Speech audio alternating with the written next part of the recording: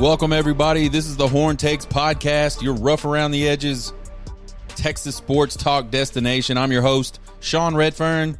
It's Prediction Friday.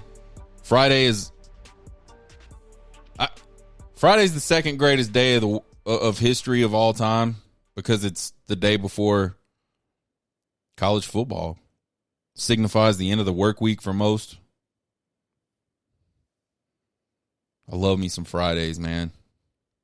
Nobody puts a lot of meetings on at work on Fridays. At least not where I work.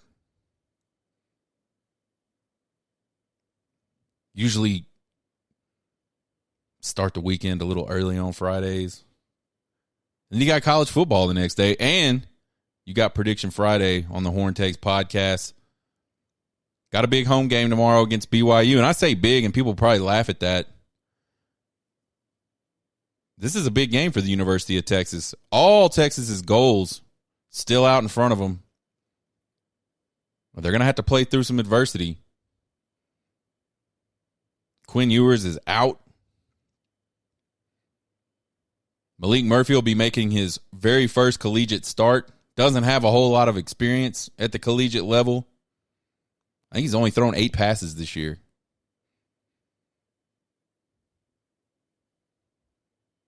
Defense is banged up, looking to get some guys back, but we don't know how effective those guys will be. We don't know if those guys will be 100%. Texas just needs to let it rip tomorrow, y'all. Adversity doesn't mean slow down. Adversity doesn't mean quit.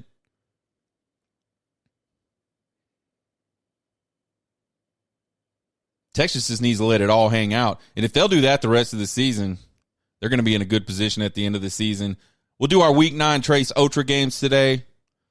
We'll do our 4 keys and a prediction for the game against BYU tomorrow afternoon at 2:30 p.m. at Darrell K. Royal Memorial Stadium. And then we'll have some random college football thoughts for you guys. Check us out on Twitter, TikTok, and YouTube at Horn Takes. Give us a follow. Give us a subscribe. We appreciate the support. Won't cost you guys a thing to do that. You might find that you really like what's going on over here at Horn Takes Podcast. If you don't like to watch YouTube, you don't like TikTok, you don't like Twitter, maybe you drive around all day long and you like to listen to podcasts about sports, check us out at horntakespodcast.buzzsprout.com. Or you can find us anywhere you listen to podcasts. We're on Apple Podcasts, Google Podcasts, all the podcasts. We're there. Spotify. Check us out. You can find us there at Horn Takes as well. Week 9 Trace Otra games. For those of you that don't know, our Trace Otra games are just the 3 other games. And Trace Otra literally means 3 other in Spanish. I know I have a very heavy Texas non-Spanish accent, but that's what I'm saying.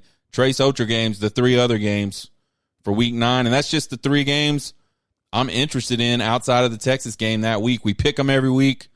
We come back the next week on Tuesday on our after action review, and we tell you guys how we did, tell you where we're at for the season. Right now we're sitting at 14-10 on the season. Went 3-0 last week for our first time this season. See if we can do it again right here this week. First game, number 8, Oregon at number 13, Utah. This one kicks it 2:30 p.m. Central Time. All my times are Central Time because I live in Central Time. I don't care about you East Coast people. I don't care about you West Coast people, and I really don't care about you Mountain people. I'm just kidding. I care about all y'all, but I can't remember that many different times. So we're going to be Central Time here on Horn Takes Podcast. 2:30 p.m. kick on Fox. Oregon, last time I looked, was a 6-point favorite in this game. Utah Utes finally make it official and let the world know what the world already knew. There's not going to be any Cam Rising the rest of this season. Tough blow for the Utah Utes. Tough blow for Cameron Rising. It's crazy. It's crazy how good that team has been able to perform without Cam Rising. The defense is just really good, man. They're outstanding.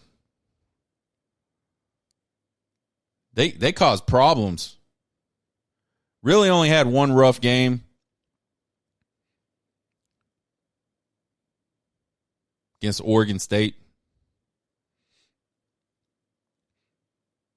For Oregon, this game's on the road, and Utah's tough on the road, or tough at home. We saw a talented yet undisciplined and just not a very good football team of Florida go up there, very first game of the season, and get, scoreboard-wise, it wasn't beat up, but they got thumped around pretty good in that game physically. Utah's offense is a big question mark. They've had some games this year where they've put up some points. They've had other games where they haven't been able to put up points. Oregon has a really, really good offense. I'd call it a great offense. It's one of the top 10 in total offense. I think they're averaging plus 500 yards per game on offense. I actually think it's closer to 600 yards per game than it is 500. So really, really explosive offense. And they have a pretty good defense.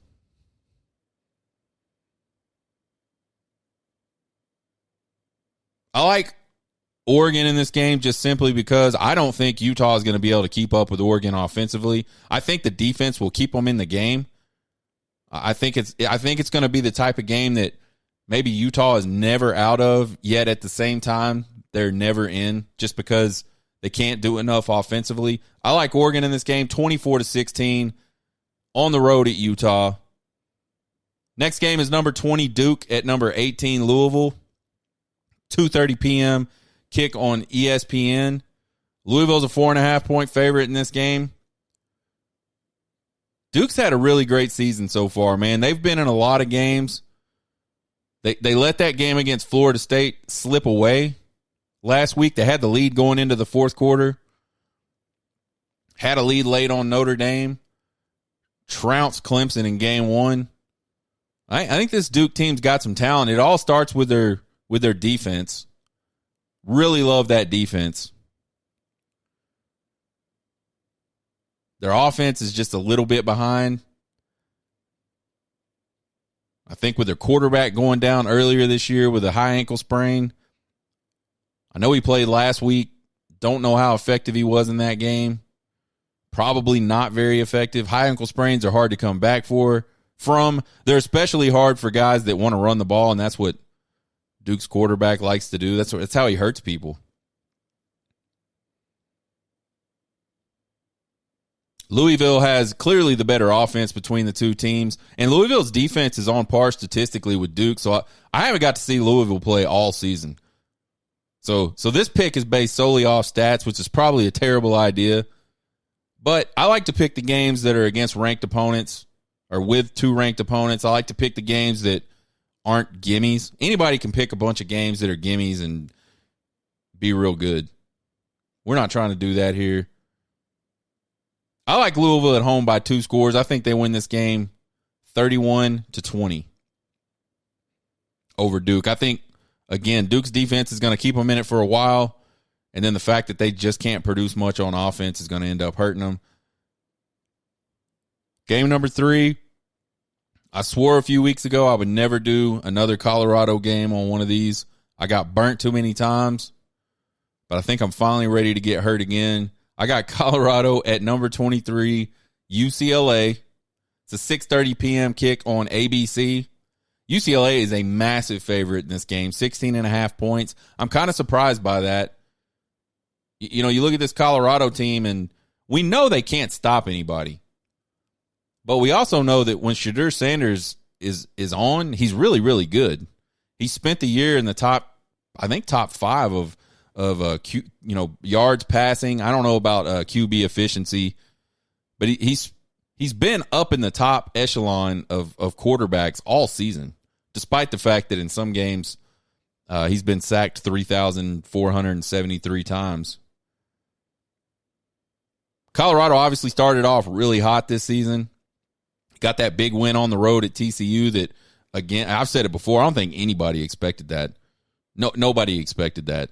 You could not find one honest person that would say, yeah, man, I thought Colorado was going to go into a team that just played in the national championship the year before, go on the road and beat them in their house. If you're going to say that, you're just stop because you're lying your ass off. I don't like liars, so let's not do that. But Colorado started off hot. Now they've started to really, really struggle. They've gotten into that Pac-12 schedule. I think most people thought this is what would happen to them, minus that really hot start. I just, what you're seeing in this Pac-12 schedule so far is what so many people thought you would see with this Colorado team all along. They're just not good up front on the offensive line. They're not good up front on the defensive line. They cannot stop a soul. They can't keep Shedeur Sanders clean. They've lost 3 of their last 4. UCLA's kind of quietly 5-2, ranked in the top 25. And I think I saw UCLA play early on in the season for like a few minutes. I don't think I paid much attention to what was going on. Their defense is really, really good, again, statistically, and I think it's probably accurate. There's a lot of good offenses in the Pac-12. They're giving up less than 300 yards per game, which is really good. They're one of the top sack teams in the country. I think they're in the top 10 of sacks in the country. The offense is a top 20 offense in the country. Folks, I may be ruining UCLA's season. I may be giving Colorado another win, but I absolutely see no way that UCLA doesn't just pound the shit out of Colorado this weekend. At home, in the Coliseum. I got UCLA 41, Colorado 23. 4 keys and a prediction for the Texas Longhorns as they take on the BYU Cougars at home. First of all, you guys, they got to protect Malik Murphy. And I'm not just talking about in pass protection. They got to get Malik comfortable, and they got to get him comfortable early in this game. I think you do that by running the ball a little bit. Maybe we start a drive running the ball versus what we've done in the past. And guys, I'm saying this. I know full well what's going to happen. I will be shocked because I'm not sure it's ever happened since Steve Sarkisian has been here. It's bound to have happened, but I can't remember the last time we just started out the game with a run. Just don't do it. So I'm saying all this stuff knowing that's probably not going to happen, but whatever. That's what I'm going to say anyway. Get Malik comfortable by running the ball early. You force BYU to start loading up on the box, loading up on the run.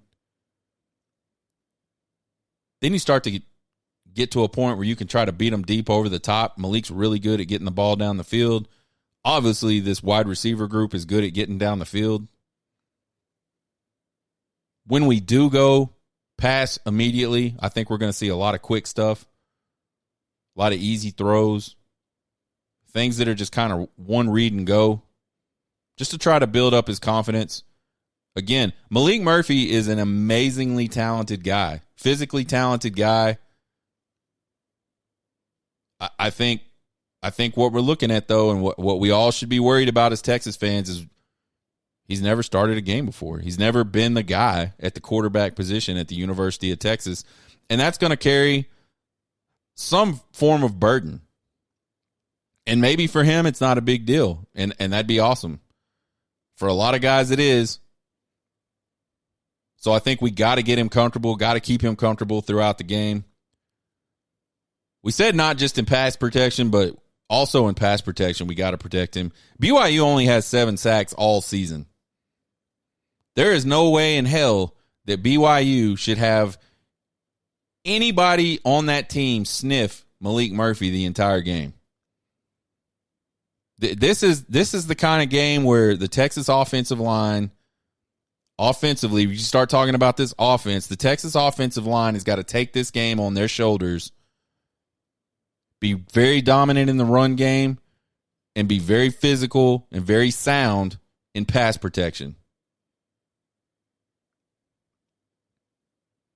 The bottom line for Malik Murphy is he should not ever at any point in this game feel like the outcome of the game depends on him.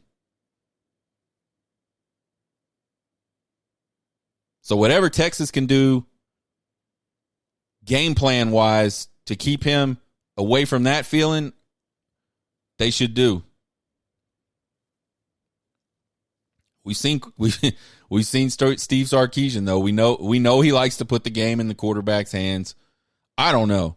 I'm really interested to see how all this plays out on Saturday. But that's key number one. Protect Malik Murphy. Key number two, we need a fast start defensively. BYU is statistically one of the worst offense. It actually is the worst offense in the Big 12. They average just a tick over 300 yards per game.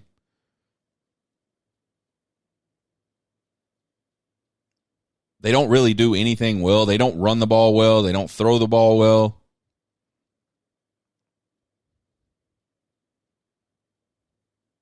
This is the type of, on paper, this is the type of game that this Texas team should just absolutely dominate defensively. But you look at the defense, they've struggled the last couple games. Weren't good against Oklahoma in a lot of key situations. Weren't good against Houston in a lot of key situations. Had a lot of communication breakdowns in the secondary in both of those games. A lack of pressure off the edge in both of those games. This Texas defense is banged up. They're banged up front. Ethan Burke probably still not 100% healthy. They're definitely banged up in the secondary. Should get some guys back, but as we mentioned earlier in the show, we don't know how good they're going to be. We don't know, how far along they're going to be. We don't know if they're going to be 100%.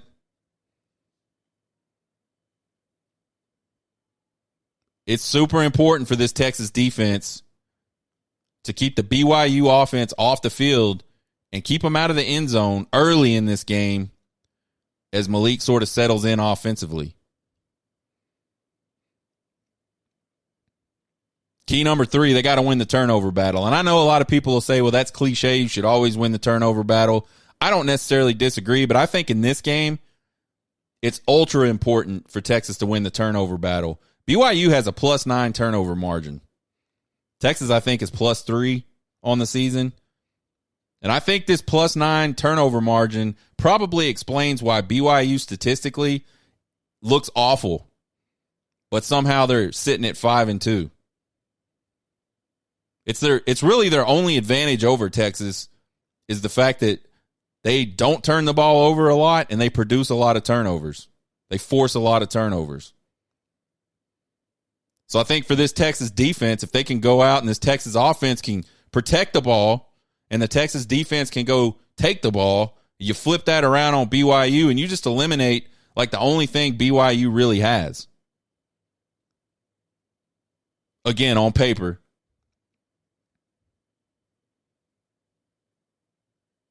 Turnovers are going to be a big deal in this game.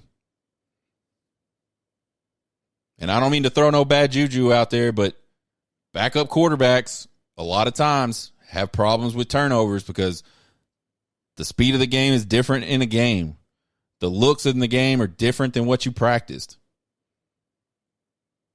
There's just a whole hell of a lot of things going on during a game that aren't necessarily happening in practice that make it tough on backup quarterbacks.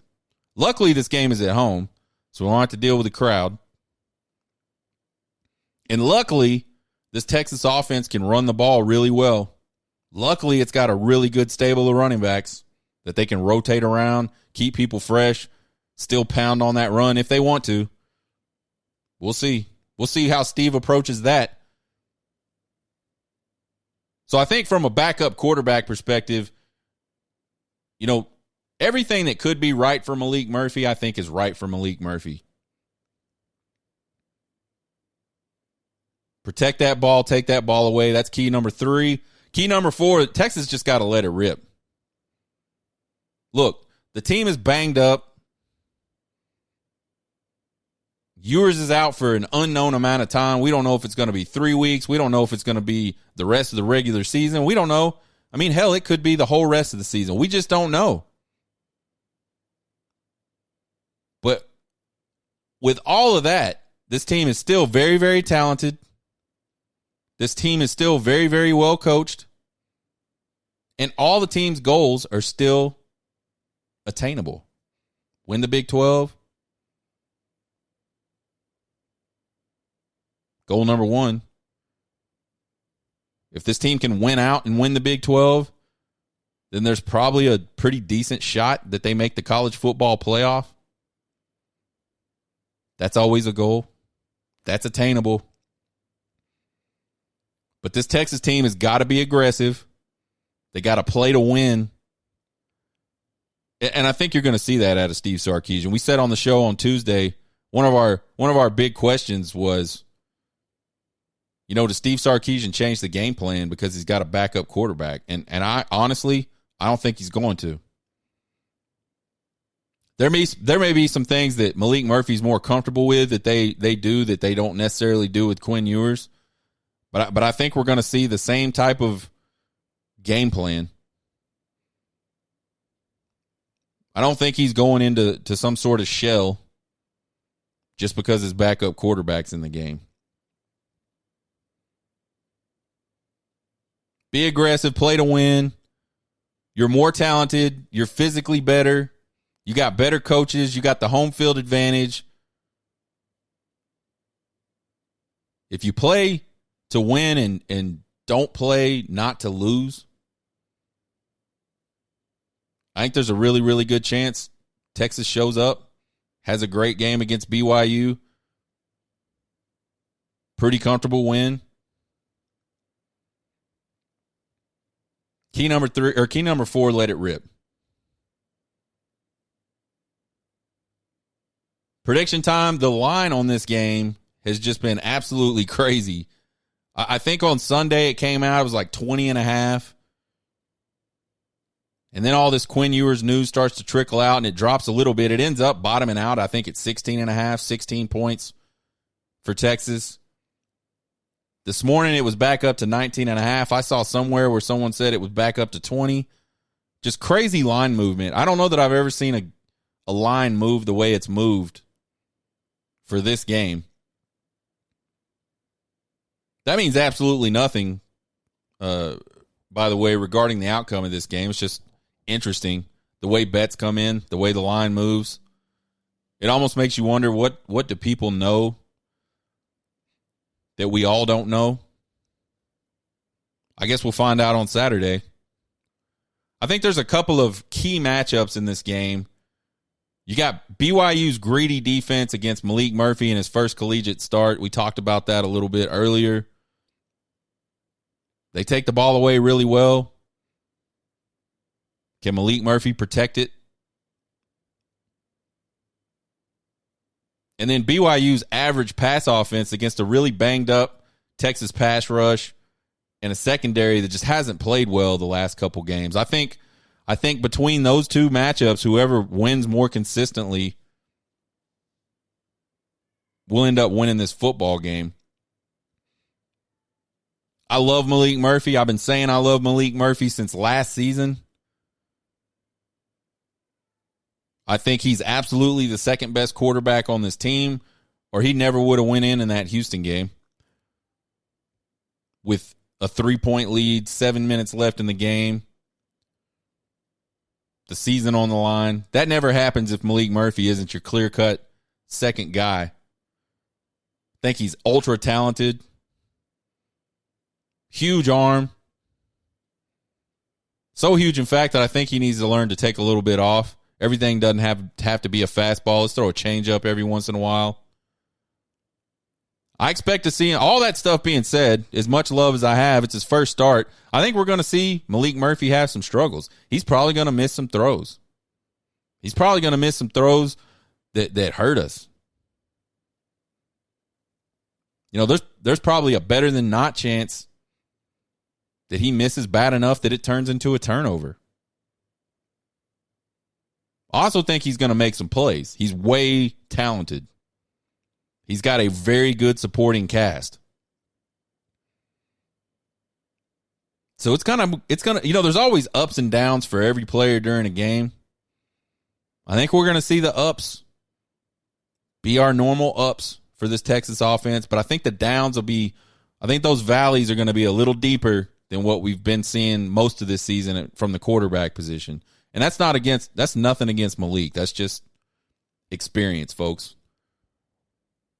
I think this Texas running game is going to turn up big in this game.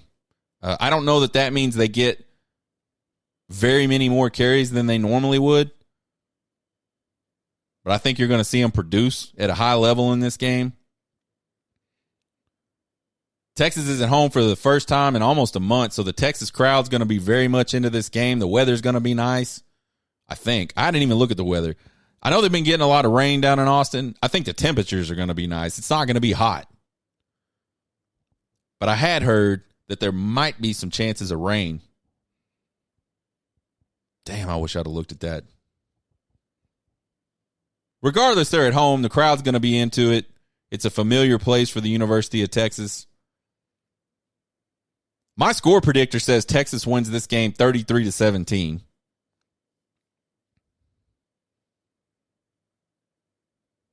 I don't know that I'm that confident in this defense, though. And I know BYU is not good offensively. But Caden Slovis is very experienced. USC transfer, Pitt transfer, played a lot of football, played a lot of big games. And their offensive line doesn't give up sacks. And our defensive line cannot get sacks.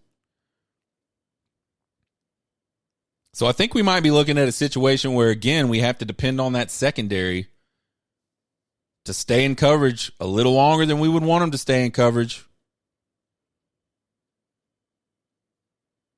And we've seen them the last 2 weeks really, really struggle in those types of situations. Things that aren't unfixable. But you got to think, they showed up against OU. We had a bye week. And then they showed up again against Houston. There's obviously some mental things that are happening with that secondary. There's some communication things that are breaking down with that secondary. Could they get them fixed by the BYU game? Absolutely.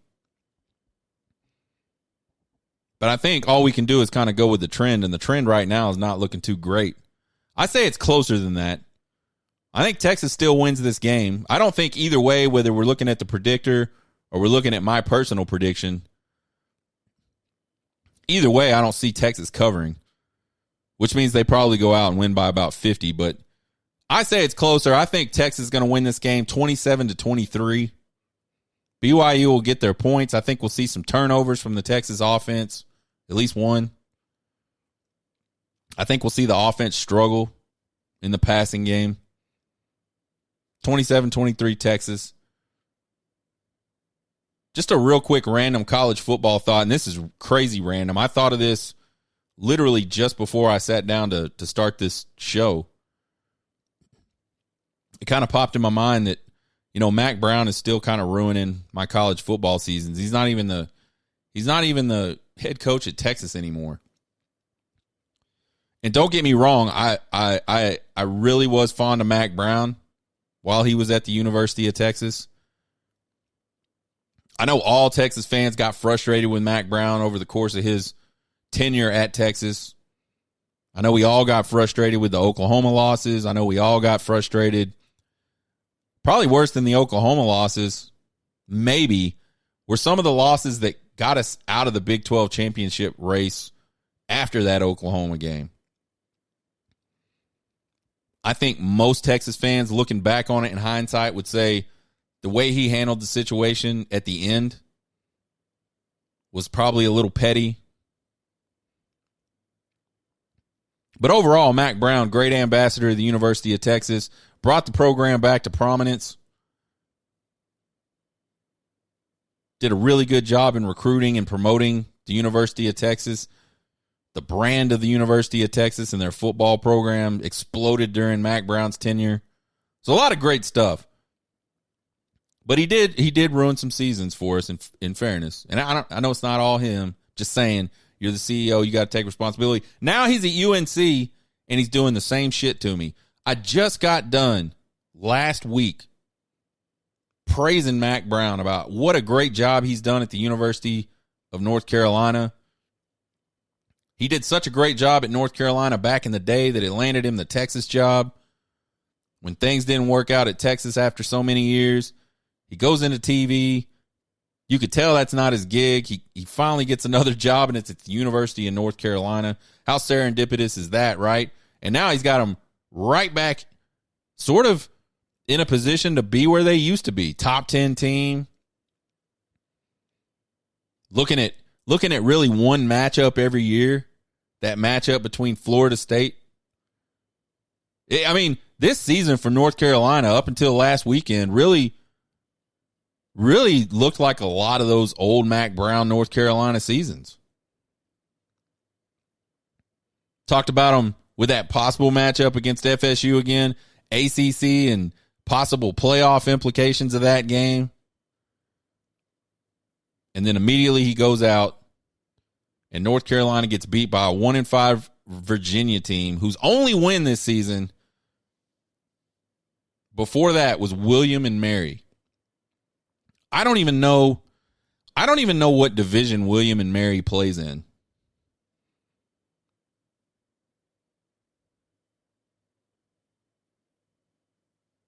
I guess you just can't say anything nice about Mac Brown. Because if you do, he's going to ruin it. Check us out on Monday. We will have Exaggeration Monday, folks. And Exaggeration Monday is just where I go off the rails usually, good or bad. There's absolutely no science or analytics behind anything I'm going to say on Monday. It's going to be Drunk Sean's questions and concerns from watching the game live on Saturday. We'll do that all day Monday. We'll probably have some more random college football thoughts. We'll definitely have some more random college football thoughts. We'll have a mailbag if any of y'all send me some freaking emails. horntakespodcast@gmail.com. Email me your questions. Check out the podcast anywhere you listen to podcasts. You can find us on Twitter, TikTok, and YouTube at Horn Takes. Follow and subscribe. Email us at horntakespodcast@gmail.com. It's probably going along the bottom of the screen right there, right now, with all your questions, comments, concerns, and criticisms. I love them all. You guys have a good Friday. Let's go Texas Longhorns. Let's beat those BYU Cougars. You guys get hooked.